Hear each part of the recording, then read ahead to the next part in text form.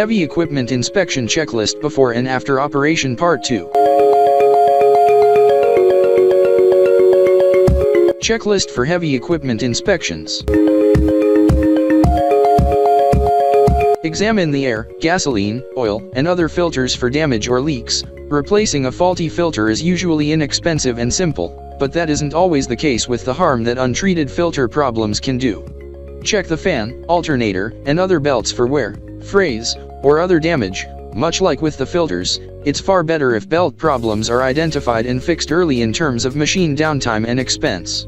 Grease points, grease joints, and high-friction regions of heavy equipment should be inspected as needed to guarantee smooth, efficient operations and prevent undue wear and damage. Every operator's manual provides information on grease points and frequency.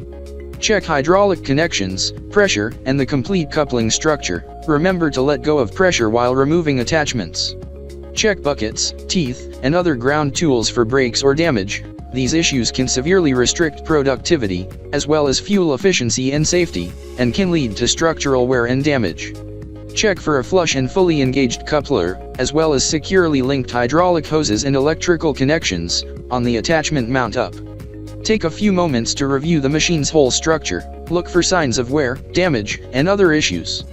Check the operator's cab for anything that doesn't belong and remove it.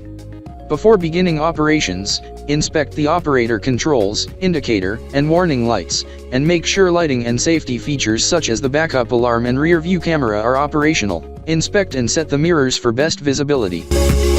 For more information, call 469-370-7501 or visit interstateheavyequipment.com.